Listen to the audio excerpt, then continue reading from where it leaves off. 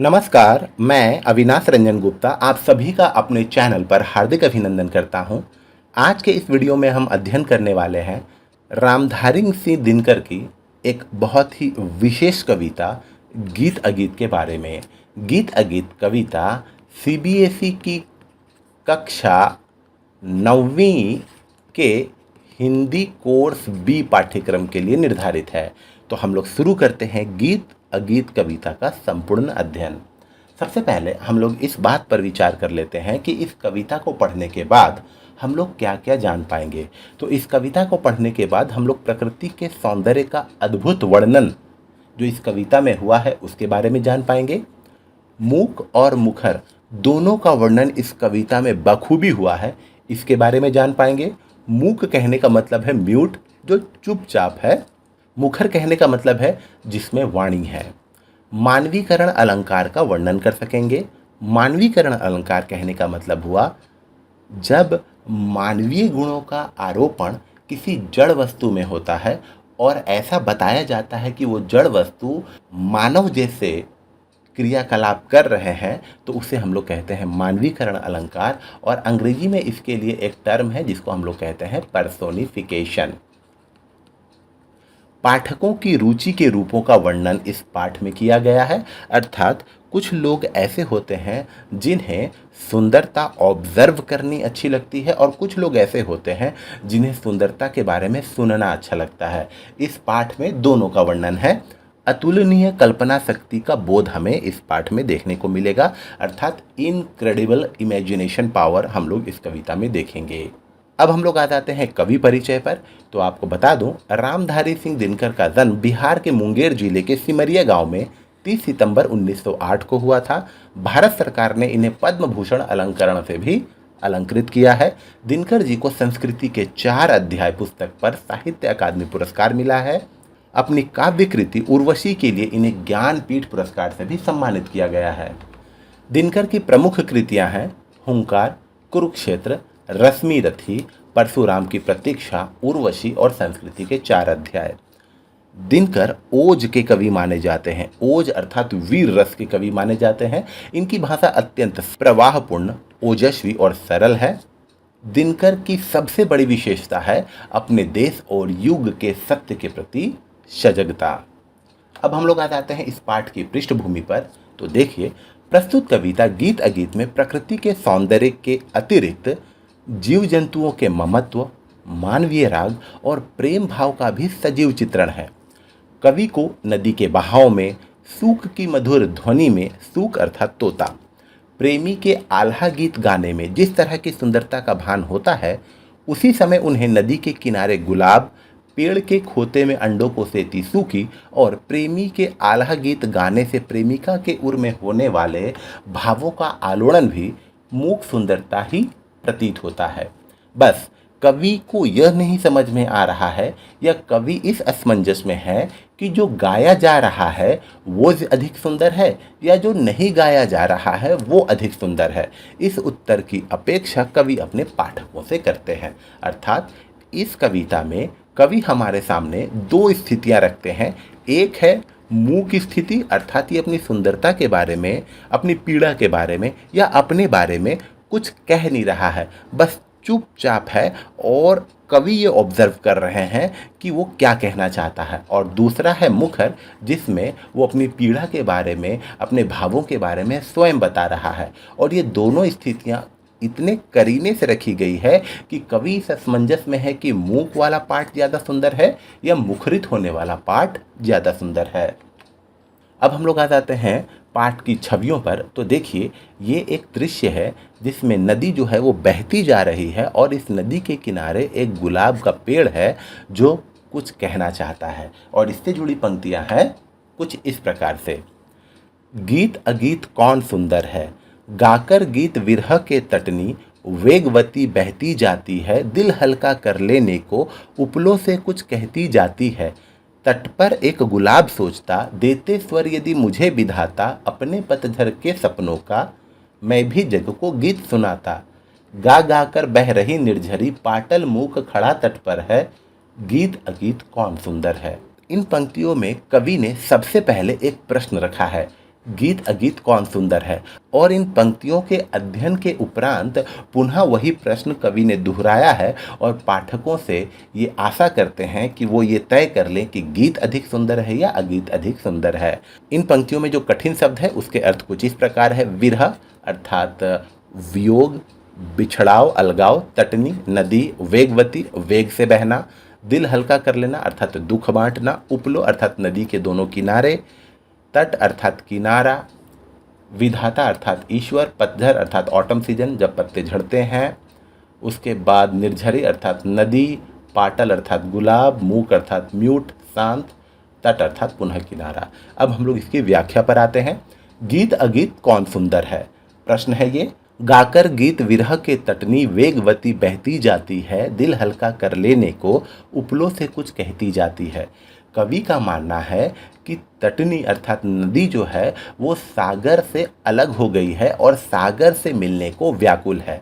तो नदी जिस वेग से बह रही है और बहने के दौरान जो कलकल की ध्वनि हो रही है, उस ध्वनि में कवि को ये महसूस हो रहा है कि ये जो नदी है वो विरह गीत गा रही है, अर्थात सागर से बिछड़ जाने के बाद जो पीड़ा वो सह रही है उस विरह गीत को वो गा रही है और अपने दिल को हल्का कर लेने के लिए, अपना दुख बांटने के लिए वो अपने दोनों किनारों से कुछ कहती जा रही है।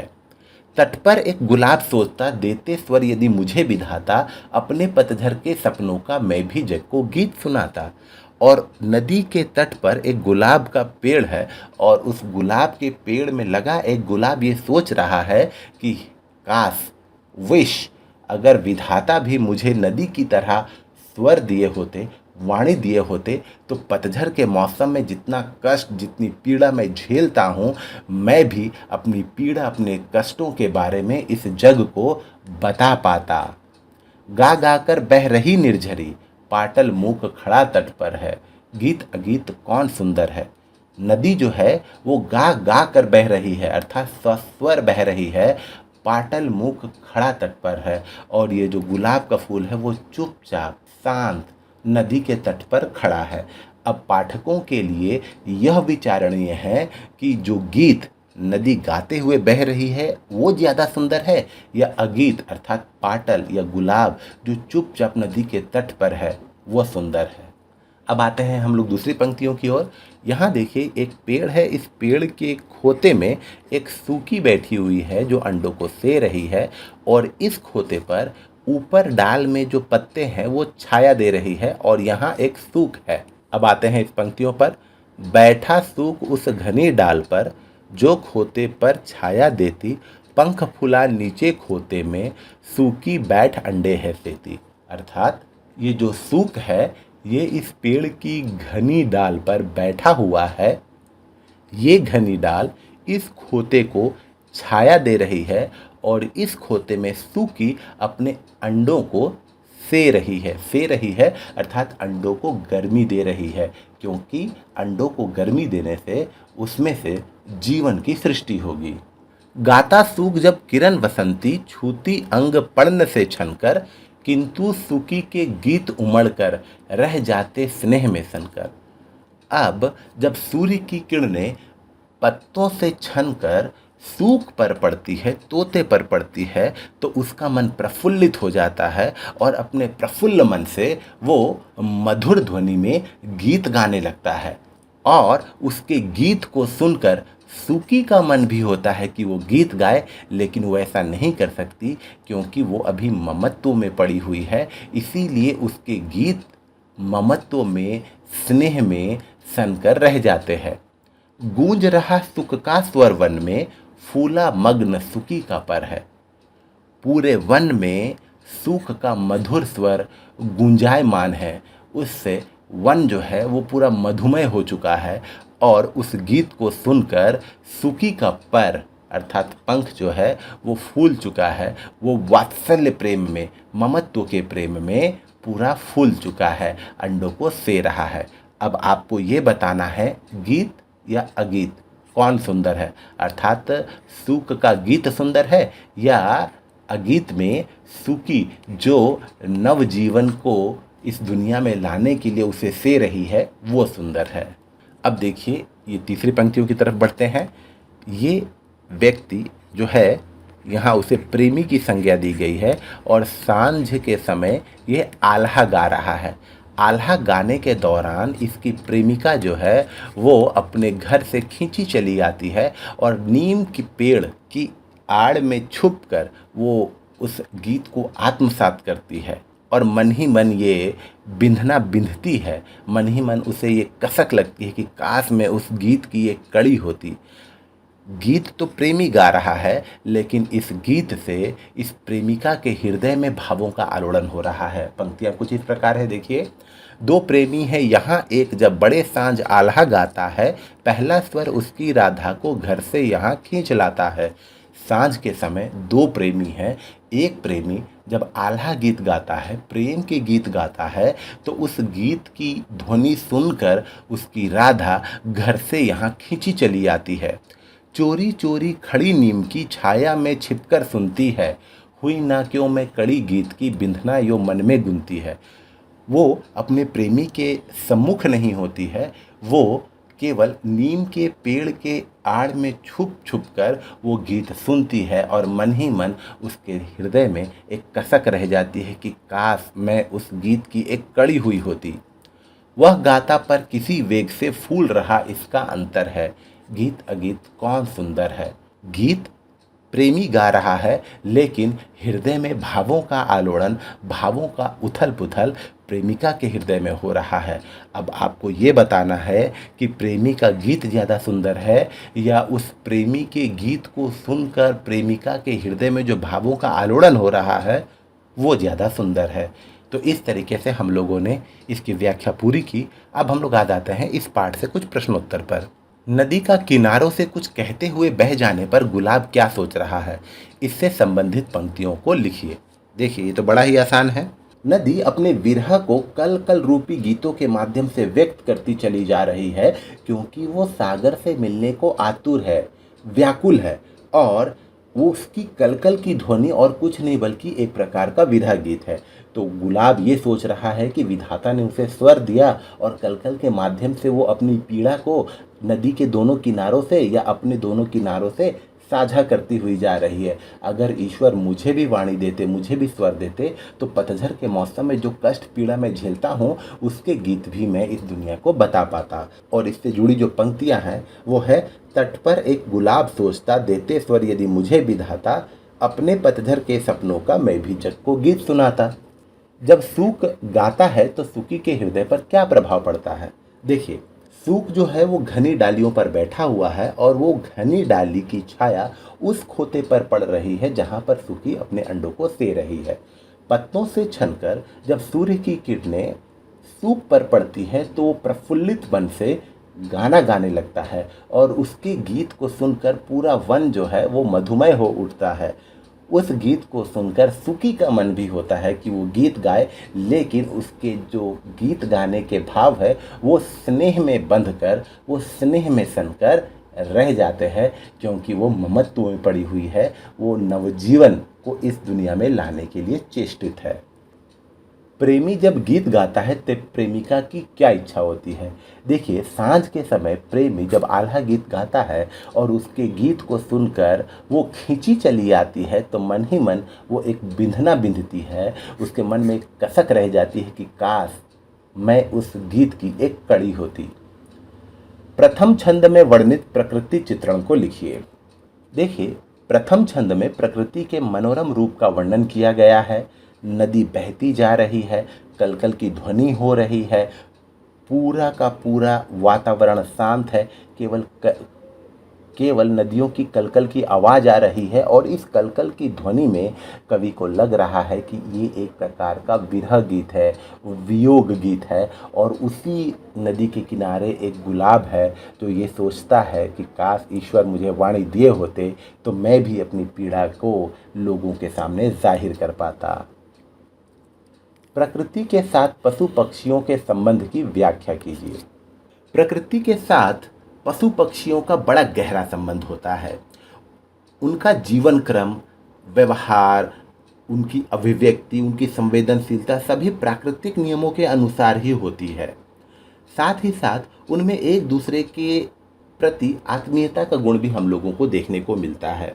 नदियों का जल पीने वाले तथा घास पर या पौधों पर या पेड़ों पर निर्भर रहने वाले बहुत सारे पशु पक्षी हैं जो केवल प्रकृति के बनाए गए नियमों के द्वारा ही संचालित होते हैं।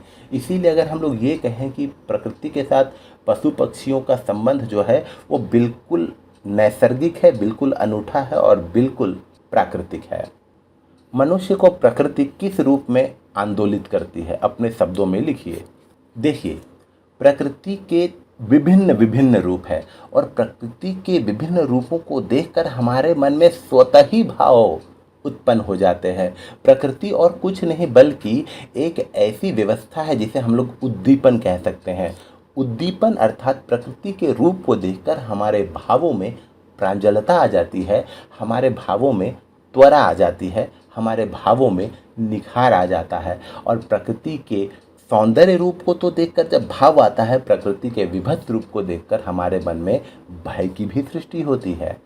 सभी कुछ गीत है, अगीत कुछ नहीं होता। कुछ अगीत भी होता है क्या? स्पष्ट कीजिए। इस कविता के संदर्भ में गीत वह है जो गाया जाए और अगीत वह है जो नहीं गाया जाए। अगर ऐसा कहा जा रहा है कि अगीत कुछ नहीं होता तो ये एक तरीके से सही है, क्योंकि अगर गुलाब कुछ नहीं कह पा रहा है, सूखी कुछ नहीं कह पा रही है या प्रेमिका कुछ नहीं कह पा रही है, तो उनके मनोभावों को कोई तो है जो समझ रहा है और कोई उनके मनोभावों को शब्दों के माध्यम से बयां कर रहा है। इसीलिए कहा गया है कि सब कुछ गीत है, अगीत कुछ नहीं। गीत अगीत के केंद्रीय भाव को लिखिए। देखिए, गीत अगीत कविता में सिंपल तरीके से दो स्थितियों का वर्णन हुआ है। एक है मूक और दूसरा है मुखर। मूक भी सुंदर होता है और मुखर भी सुंदर होता है। ये तो पाठकों की, श्रोताओं की या दर्शकों की रुचि पर आधारित है कि उसे मूक ज़्यादा सुंदर लगता है या मुखरित।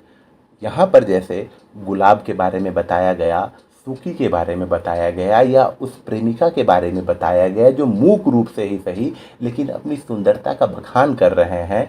बस इसके लिए चाहिए कि आप भावों के साथ तालमेल बैठा सके और चीज़ों को सही तरीके से परख सके। दूसरा है मुखर, जिसमें वो अपनी सुंदरता के बारे में, अपने भावों के बारे में सस्वर बता देता है और इससे हम लोगों को उसकी सुंदरता के बारे में पता चल जाता है। तो इस तरीके से हम लोगों ने इस पाठ का संपूर्ण अध्ययन किया। उम्मीद करता हूँ आपको ये पाठ ज़रूर अच्छा और इन्फॉर्मेटिव लगा होगा। हम पुनः मिलेंगे किसी अगले वीडियो में, तब तक के लिए धन्यवाद।